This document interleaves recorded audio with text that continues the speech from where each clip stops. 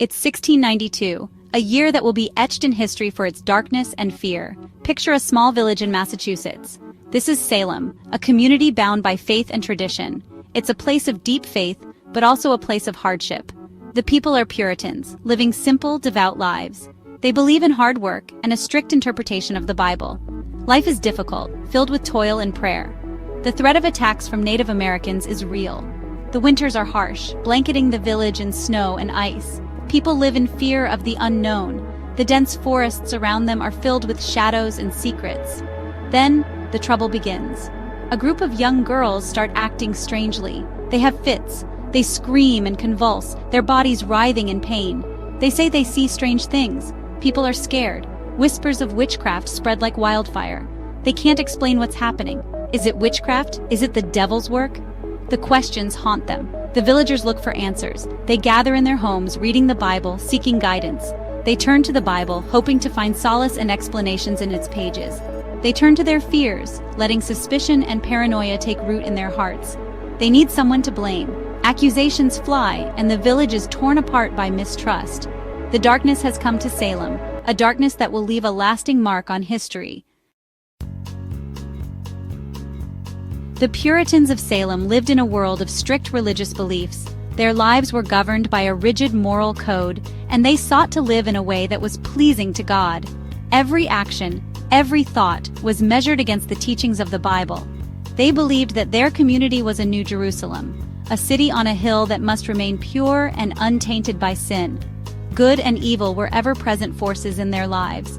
The Puritans saw the world in stark contrasts: light and darkness, righteousness and wickedness.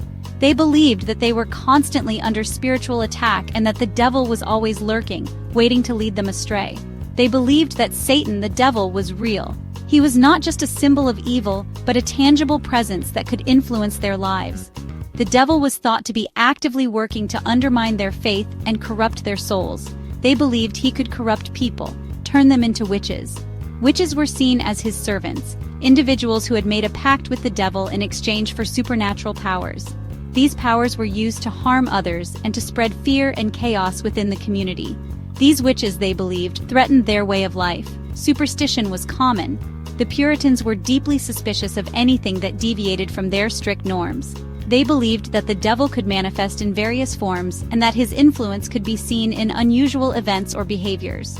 People believed in signs and omens. They looked for evidence of the devil's work in their everyday lives. Strange occurrences, unexplained illnesses, and natural disasters were often attributed to witchcraft. They feared curses and the evil eye. Protective charms and rituals were used to ward off evil. The fear of being cursed or bewitched was pervasive, and people took great care to protect themselves and their families. Stories of witches and their evil deeds were passed down through generations.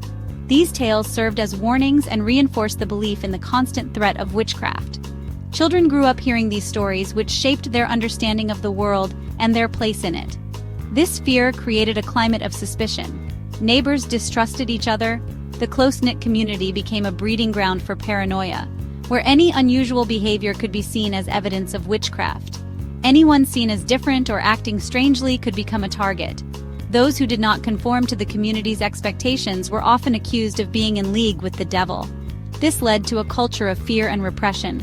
The strict religious atmosphere and the prevalence of superstition created a perfect storm. The stage was set for a series of events that would lead to one of the most infamous episodes in American history. When the strange behavior began, it didn't take long for people to blame the devil and his witches. The fear and hysteria quickly spread, leading to accusations and trials. The Salem Witch Trials were about to begin. This dark chapter in history serves as a reminder of the dangers of superstition and the consequences of allowing fear to override reason. It started with the girls. They accused 3 women of witchcraft. These women were easy targets. One was a slave, one was poor. The other was considered different. Their names were Tituba, Sarah Good, and Sarah Osborne. Fear spread through the village like wildfire. More accusations followed. The accused pointed fingers at others to save themselves. Friends accused friends. Neighbors accused neighbors. The accusations spiraled out of control. No one was safe. The trials began. The accused were brought before magistrates. They were interrogated and pressured to confess. But how do you prove you're not a witch? The Salem Witch Trials touched the lives of many, leaving an indelible mark on history. This dark chapter in American history saw neighbor turn against neighbor, and fear spread like wildfire through the community. There was Reverend Samuel Parris, the minister of Salem Village, whose daughter Abigail was one of the first accusers. His position of authority did little to shield him from the chaos that ensued. The weight of the accusations and the ensuing trials bore heavily on his conscience. The accusations divided his congregation and fueled the hysteria. Families were torn apart, friendships shattered, and the once tight-knit community found itself engulfed in suspicion and paranoia.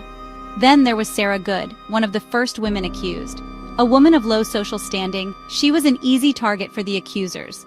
Her every action was scrutinized, and her every word twisted to fit the narrative of witchcraft. Destitute and ostracized, she vehemently denied the charges. Her pleas fell on deaf ears, as the community, gripped by fear, was eager to find someone to blame for their misfortunes. Despite her pleas of innocence, she was found guilty. The court, driven by a mix of superstition and a desire to root out evil, showed no mercy. She maintained her innocence until her execution. Her story, like many others, is a testament to the tragic consequences of mass hysteria. And who can forget Giles Corey, an elderly farmer? His defiance in the face of injustice made him a notable figure in the trials. He refused to enter a plea in the court. His silence was a powerful statement, a refusal to legitimize the proceedings that he knew were unjust. He knew that either way, his property would be confiscated. By not entering a plea, he hoped to protect his family's inheritance, even at great personal cost. He died under torture, pressed to death by stones. His last words, "more weight," echo through history as a symbol of resistance against tyranny. His story is a chilling reminder of the brutality of the trials, the lengths to which the authorities went to extract confessions, and the extreme measures they employed are a stark reminder of the dangers of unchecked power. These were just a few of the many lives caught in the web of accusations, fear, and despair that defined the Salem Witch Trials. The legacy of these events serves as a powerful lesson on the perils of mass hysteria and the importance of due process and justice. Section 5. Torment and Confession Proving Witchcraft. How did the court decide if someone was a witch? They used unreliable methods. One was spectral evidence. The accusers claimed they saw the accused spirit harming them. This evidence was impossible to prove or disprove. Another method was searching for witches' marks. These were any unusual blemishes or moles on the body. They believed these marks were signs of a pact with the devil. The accused were often subjected to humiliating examination.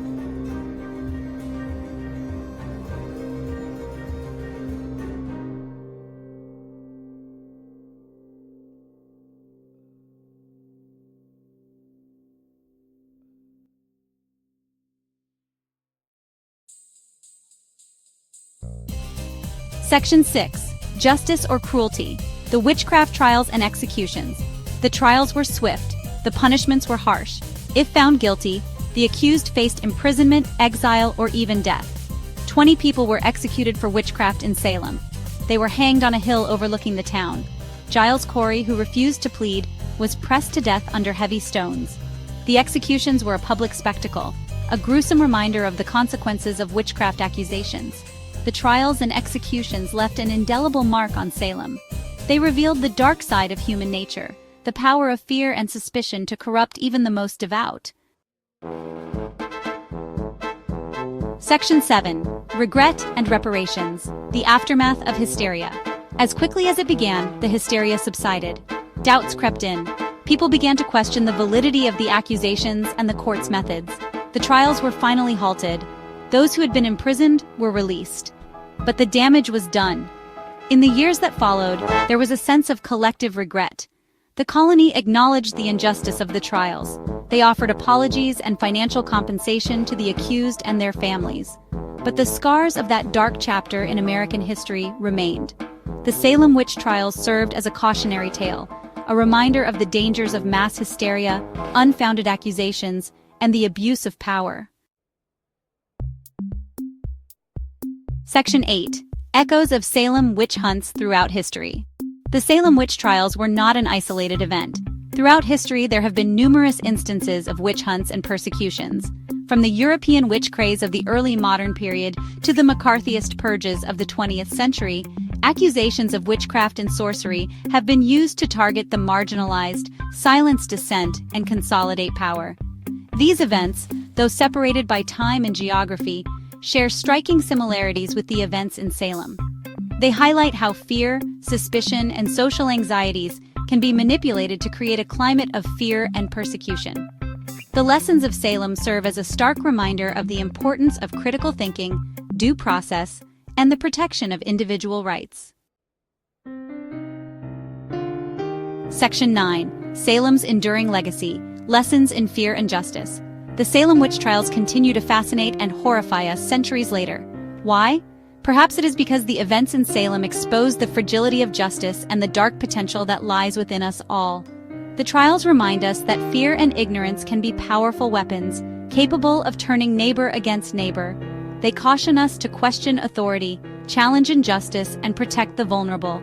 Salem's legacy is a stark reminder that we must learn from the mistakes of the past to prevent them from happening again. The echoes of those dark days in 1692 still resonate today, urging us to